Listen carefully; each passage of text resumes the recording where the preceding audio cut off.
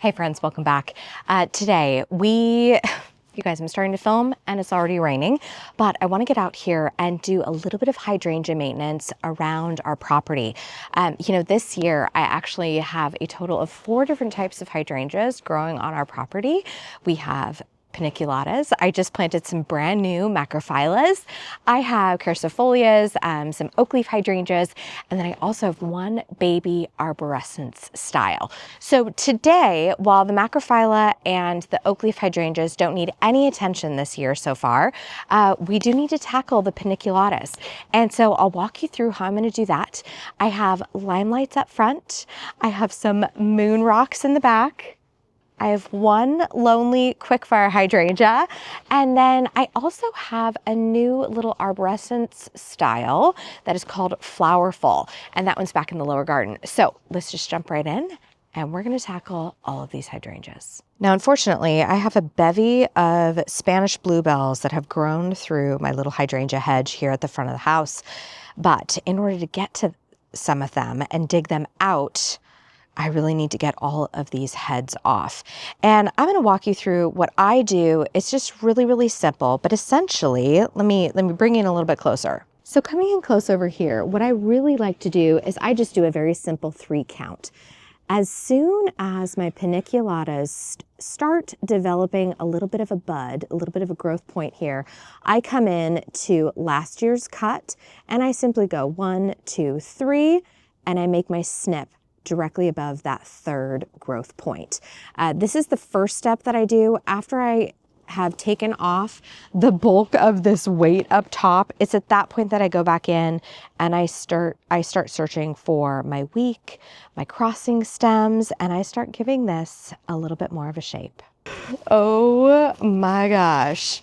So you can see my hydrangeas these are limelight hydrangeas, and they have now reached, gosh, 5 feet tall.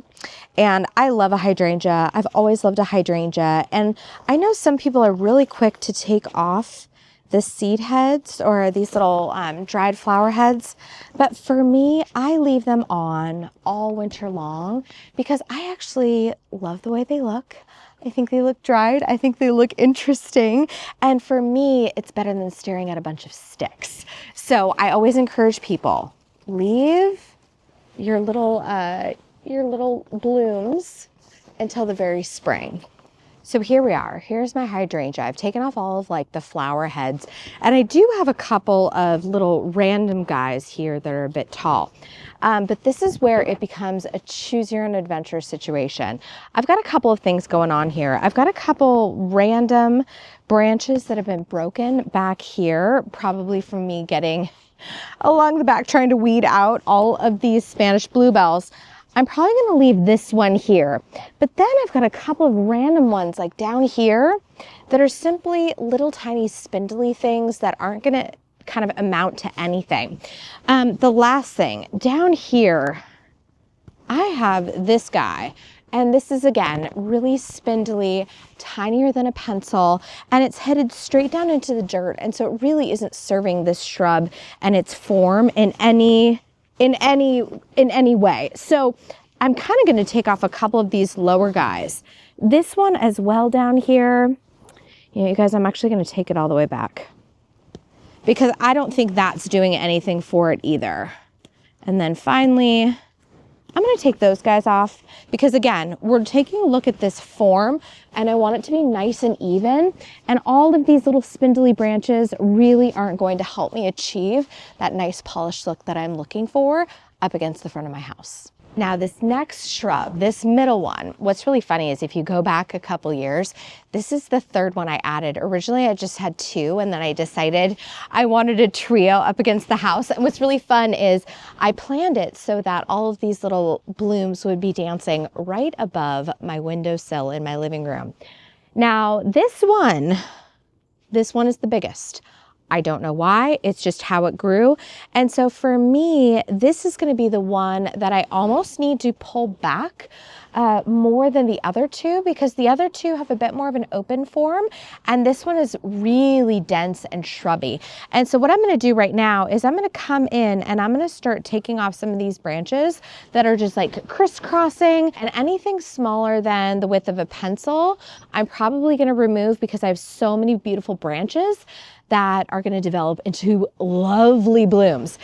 Now, the other thing I wanted to mention here is I do get a lot of text messages, questions from friends saying like, hey, my whole entire Limelight hydrangea bush is floppy.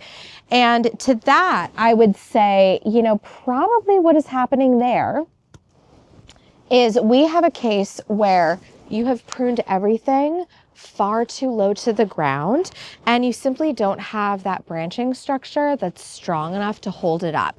So for me, whenever I come across like a friend or a client who is experiencing flopping in their shrub, I just tell them to leave it a little bit higher and make sure you're counting at least 2 to 3 of those little growth points, those little nubbins, before you make a snip. So otherwise things are just going to be flopping all over the place.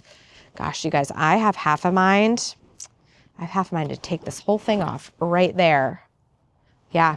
Okay, I'm going to take it down, because it really, again, these little tiny branches, they just simply are not serving the larger form of this shrub. Ooh, this is looking so much better. Okay, I am going to keep going on pruning because I still have so much to do, and the rain is picking up.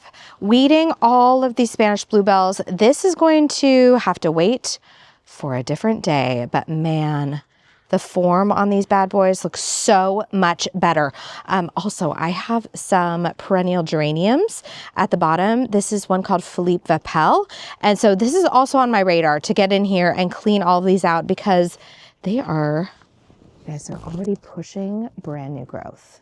Side note, my little adorable container moment is looking so good. This is the one that I did that was like a la Klaus Dalby. And over here is the next hydrangea. It is difficult to see, but this is a Flowerfull smooth hydrangea, an arborescens. And this one is already pushing out quite a bit. Now, this thing went wayward in its can. It was sitting in there for ages and ages. So I'm gonna hack this thing back pretty robustly. If this was bigger, I would only take it back to about 18 inches, 12 inches from the ground. That's typically how I treat my Annabelle arborescens, my Seaside Bar Harbor, all of those. This guy, I'm gonna take it a bit lower because it lost its shape while it was languishing in a can. Now this little cutie, I'm gonna look for a little tiny bud, and I'm gonna give it a snip right above that. Do you see this beautiful green stem? That is so gorgeous. Okay. And I'm just gonna go all the way around, and I'm gonna be a bit aggressive on this one, knowing that this is the year that I am resetting this shape, right? So anytime you have a plant that has gone a bit more wayward, you can do what's called like a regenerative prune, right? And this is kind of how I'm going to treat this plant for this year. Again, she's a little wayward, but I'm not stressing about it, because as we all know, plants are just so dang forgiving. And I'm also going to take this opportunity to maybe take out some things that don't look their very best either. In fact, I think I may take that whole branch out, because it is just lying on the ground. Yep, I'm gonna take this guy out too. The one kind of cool thing about an arborescens is you can really open them up, and they do really forgive you for that. And so we've gone very aggressive. I mean, I would never do this if the plant was bigger. But again, we're regaining shape. I'm a lot more even coming across the top now. You guys, I even have a half a mind to take this down one more growth bud. Okay, I'm gonna do the same here. And we're gonna do the same here. Boom. Okay, this is looking much better, much more cohesive. And honestly, it is going to be such a happier plant because I've been a bit more aggressive in this first year, kind of establishing its form. Welcome to my Moonrock Hydrangea corner. This is a sweep that I planted this past year, and then I kind of rearranged things as I was planting my sweet little Katsura behind it. By the way, this thing is pushed out. It is looking so good. Okay, so these three plants are very even. Their growth habit is beautiful, and this is really gonna be their first full season in the ground, and so I'm really excited to kind of see how these take shape. But the Moonrock Hydrangea, it's another paniculata. I love paniculatas. I feel like they are really well suited to my personal site conditions. And so I'm just gonna go one by one. We're gonna take them all down to about the same height because I want just like a nice even hedge back here. And you're gonna see a little baby transformation, and we're gonna see it if I can get it done before this really starts kicking off.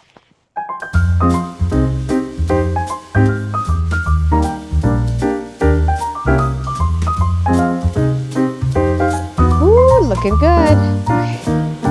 Tippy toe.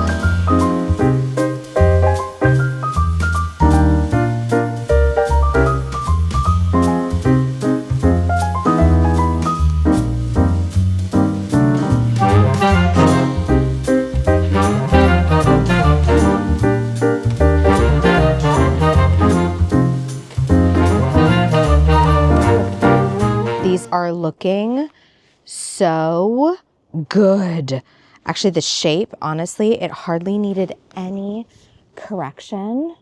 Actually, if I come back here real quick, the only thing I might take out is actually that little guy right there. Because do you see how like this, let's see if I can get a good picture of it. See this guy right here? Oh, do you see how quickly that snapped off?